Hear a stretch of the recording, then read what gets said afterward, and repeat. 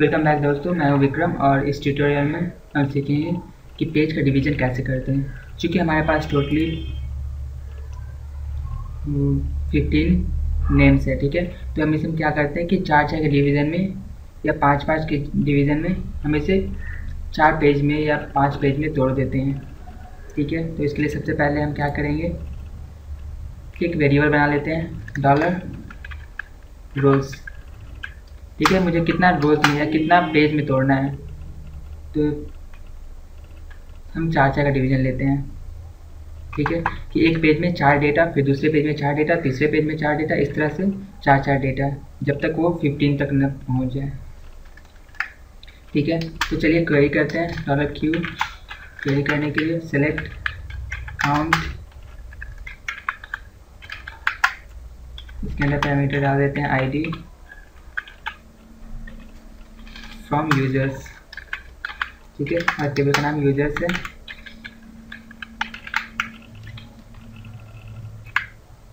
ये count function क्या करता है? काउंट फंक्शन बेसिकली ये हमें सारा आईडी को डेटाबेस से काउंट करके हमें बता देता है कि टोटल कितना आईडी है, ठीक है। मान लीजिए हमारे पास 15 नाम है, तो ये टोटली 15 हमें कैलकुलेट करके दे देगा। और ये 1000 रहता, 10,000 रहता, तो हम इंडिविजुअली एक एक करके काउंट नहीं कर सकते हैं। ये काउंट फंक्शन क्या करता है, मुझे बस कुछ सेकेंड में से काउंट करके हमें बता देता है, ठीक है। तो चलिए इस क्वेरी को डेटाबेस में यूज़ करके देख लेते हैं। कॉपी SQL पेस्ट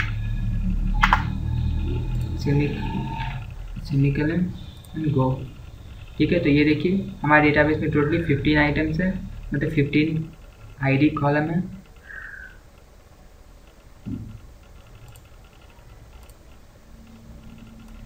ठीक है। ये देखिए टोटली 15 डेटा है, तो ये 15 हमें काउंट करके दे रहा है। आप समझ गए होपफुली कि काउंट कैसे काम कर रहा है, ठीक है। तो चलिए इसे क्वेरी कर लेते हैं।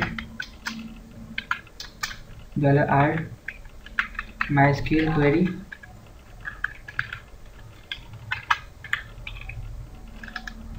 और इसे $q दे देते हैं ताकि ये इसे क्वेरी करेगा, ठीक है। हो गया, ठीक है। तो ये हमारा क्वेरी हो गया। और मुझे ये रिजल्ट बेसिकली क्या करता है, MySQL क्वेरी बस ये डेटाबेस से क्वेरी करता है और हमें ट्रू या फॉल्स रिटर्न करता है। अगर ये क्वेरी सक्सेसफुल रहा तो ये ट्रू रिटर्न करेगा, और ये नहीं सक्सेसफुल होगा तो ये फॉल्स रिटर्न करेगा। लेकिन ये हमें डेटा रिटर्न नहीं करता है। जैसे ये काउंट फंक्शन हमें क्या रिटर्न कर रहा है, ये 15 डेटा, जैसे आप पहले देखे थे कि ये 15 रिटर्न कर रहा था। तो ये हमें रिजल्ट इसमें स्टोर नहीं होगा, इसमें बस ट्रू या फॉल्स ये हमें बताएगा कि MySQL क्वेरी सिर्फ ट्रू या फॉल्स रिटर्न करता है। लेकिन हमें डेटा 15 काउंटिंग रिटर्न नहीं करना है। इसके लिए हमें इस डेटा को फेच करने के लिए हमें MySQL रिजल्ट का यूज़ करना होगा, ठीक है। तो चलिए इसे सेव कर लेते हैं। एक और वेरिएबल बनाते हैं $पेज MySQL रिजल्ट फंक्शन का यूज़ करेंगे, ठीक है। ये 2 पैरामीटर लेगा, सेकेंड या ये 2 पैरामीटर है। पहला $r जो क्वेरी हुआ है, और ये ज़ीरो क्यों? क्योंकि ये हमेशा फर्स्ट इंडेक्स से शुरू करता है। First index in the sense ये 0 से शुरू करेगा। हम यहाँ पे देख रहे हैं कि यहाँ पे 1 है, ये 2 है, ये 3 है, ये 4 है, ये नंबरिंग 1 से शुरू है। लेकिन MySQL क्या करता है, ये काउंटिंग हमेशा 0 से शुरू करता है। जैसे आप जानते हैं कि कंप्यूटर हमेशा 0 से काउंटिंग शुरू करता है, ठीक है। MySQL भी ठीक वैसा ही काम करता है, 0 से काउंटिंग करता है। इसलिए हम यहाँ पे 0 लिखे हैं कि ये फर्स्ट इंडेक्स से काउंट करेगा। तो चलिए इसे एको करके देख लेते हैं। होपफुली ये 15 रिटर्न करेगा, ठीक है। आप ये देख रहे हैं मैंने यहाँ पे ब्रेक का यूज़ नहीं किया, इसलिए इसे चिपक के आ रहा है, ठीक है। तो ये देखिए आप 15 यहाँ पे आ रहा है, मतलब ये कि ये काउंट फंक्शन काम कर रहा है MySQL रिजल्ट के साथ, ठीक है। तो ये देखिए हमारा टोटल डेटा 15 है, ठीक है। और हमें डिवीज़न चाहिए 4-4 नाम का। तो इसे कैसे करेंगे, तो इसे 15 डेटा को डिवाइडेड बाई 4, मतलब डिवाइडेड बाई रोज़, ठीक है। तो ये हमें रिजल्ट पॉइंट्स में देगा, देखिए 3.75। क्योंकि ये 0.75 कोई एक पेज में तब्दील नहीं हो सकता है, इसलिए इसे हम क्या करेंगे, एक सीलिंग फंक्शन का यूज़ करके इसे अप टू द मार्क्स मतलब जिसे 4 बना देंगे, ठीक है। ये क्योंकि 4 पेज संभव है लेकिन 3.75 पेज डिवीजन संभव नहीं है, ठीक है। तो यहाँ पे हम सीलिंग फंक्शन का यूज़ करेंगे, CEIL, ये इनबिल्ट फंक्शन है। अगर ये 3.75 है तो इसे 4 बना देगा, ठीक है। चलिए इसे रन करके देखते हैं और ये देखिए ये इसे 4 बना दिया है, ठीक है, ठीक है। नेक्स्ट अब ये देखते हैं कि हमें टोटल 4, अब ये एको का यहाँ पे जरूरत नहीं है क्योंकि हमें इसे यूज़र को बताना नहीं चाहते हैं, क्योंकि ये सही नहीं रहेगा कि यूज़र जाने कि कितना डेटा हमारे पास डेटाबेस में पड़ा हुआ है, ठीक है। तो चलिए एक और वेरिएबल बनाते हैं, डॉलर, मैं इसे नाम $t दे देता हूँ, आप कुछ भी दे सकते हैं तो आपकी सुविधा अनुसार। और ये कंडीशनल ऑपरेटर है, ठीक है, मतलब यहाँ पे हम कंडीशन कुछ भी देंगे और ये ट्रू कंडीशन ट्रू रहेगा, ये बिल्कुल इफ एल्स की तरह है, ठीक है। अगर ये कंडीशन ट्रू है, सपोज 1 = 1, तो written first statement, else return second statement, ठीक है। जैसे आप यहाँ पे देखिए 1 = 1 तो return okay, else not okay, ठीक है। अगर ये कंडीशन अगर सही है तो ये पहला रिटर्न कर देगा, अगर नहीं तो ये दूसरा स्टेटमेंट रिटर्न करेगा।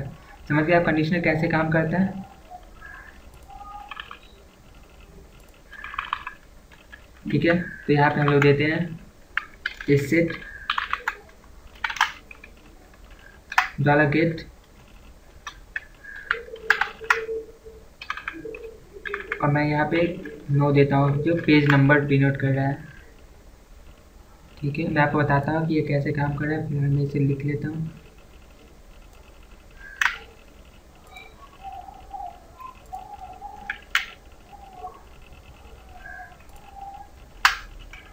ठीक है, तो चलिए दोस्तों देखते हैं यहाँ पे मैंने क्या किया कि ये $get, होपफुली आप जानते हो कि $get या $post किस लिए यूज़ होता है।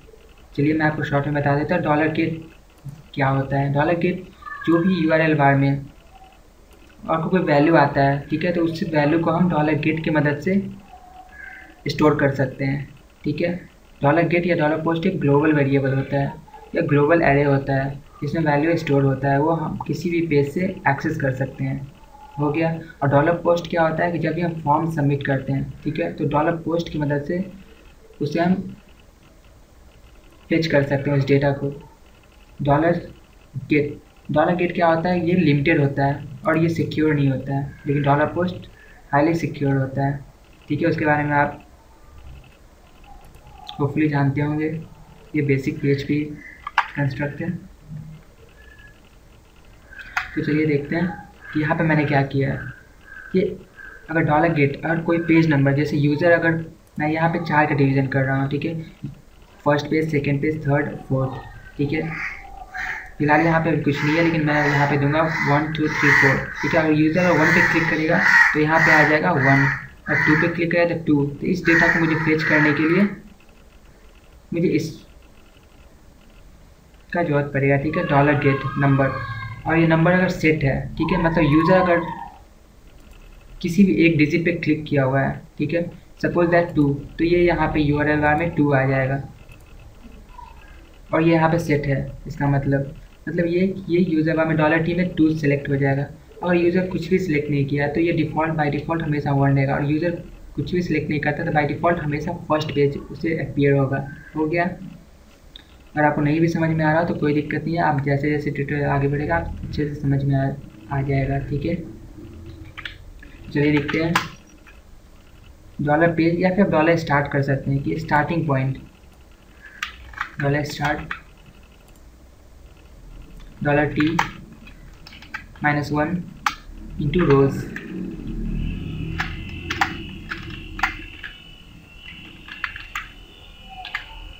ठीक है। यहाँ पे देखिए मैं यहाँ क्यों लिख रहा हूँ ऐसे कि स्टार्ट मतलब स्टार्टिंग पॉइंट। जैसे अगर पहला पेज में मैं डिवीज़न कर रहा हूँ 4 का, ठीक है, तो 0 1 2 3 4, सॉरी काउंटिंग में हम लोग हमेशा 1 से काउंट करते हैं, 1 2 3 4, ठीक है। तो पहला 4 डिवीज़न, मतलब ये रॉक तक 4 डिवीज़न है, मतलब ये पहला पेज होगा। दूसरे पेज में 4 से लेकर के 8 तक, तीसरे पेज में 8 से लेकर के 12 तक, फिर नेक्स्ट 16 24 इस तरीके से, ठीक है। तो ये स्टार्टिंग पॉइंट हमें बताएगा, ये हो गया। और ये क्वेरी बिल्कुल अधूरा है, इसे पूरा करने के लिए हम लोग क्या करते हैं, सिलेक्ट नेम फ्रॉम यूजर्स, ठीक है। और ये मुझे पता नहीं है अभी ये, इसलिए ये सारा डेटा हमें रिटर्न कर रहा है, ठीक है। तो इसे हम लिमिट कर देते हैं कि ये हमेशा फिक्स डेटा ही रिटर्न करे। इसके लिए हम लिमिट कीवर्ड यूज़ करते हैं, ये MySQL का इनबिल्ट कीवर्ड है लिमिट। और जैसे यहाँ पे फॉर एग्जांपल हम देते हैं लिमिट 1,6, ठीक है। तो ये हमें 1 से 6 तक रिजल्ट रिटर्न करेगा। और ये देखिए 1 2 3 4 5 6, ठीक है। तो 1 से 6 तक रिटर्न किया डेटा। अगर हम इसे लिमिट 6,12 कर देते हैं, या 6 सॉरी, ये बताता है कि स्टार्टिंग पॉइंट 6 से स्टार्ट करना है और 6 वहाँ से 6 डिजिट मुझे आगे जाना है। मतलब ये कि 6 से स्टार्ट, मतलब ये 6 पे विकास आ रहा है, ठीक है। तो विकास से शुरू करके नेक्स्ट 6 नेम वो कवर करेगा, ठीक है। तो ये देखिए नेक्स्ट 6, ये देखिए विकास का नेक्स्ट 6 1 2 3 4 5 6, ठीक है। तो ये देखिए मनोज, मतलब मनोज तक 6 आ रहा है, तो विकास से मनोज तक विच 6 नेम्स हैं, ठीक है। तो फिर आप समझ रहे हो ये कैसे काम कर रहा है, ठीक है। लेकिन चूँकि हम ये नहीं पता मुझे कि यूज़र किस पे क्लिक कर रहा है, ठीक है। इसके लिए हमें क्या करना होगा कि हमें डायनेमिक ऐसा डेटाबेस तैयार करना होगा जिससे हमें ये पता चल सके कि यूज़र किस पे क्लिक कर रहा है, ठीक है। तो चलिए नेक्स्ट ट्यूटोरियल में देखेंगे कि इसे आगे कैसे बनाते हैं। Hopefully you like it.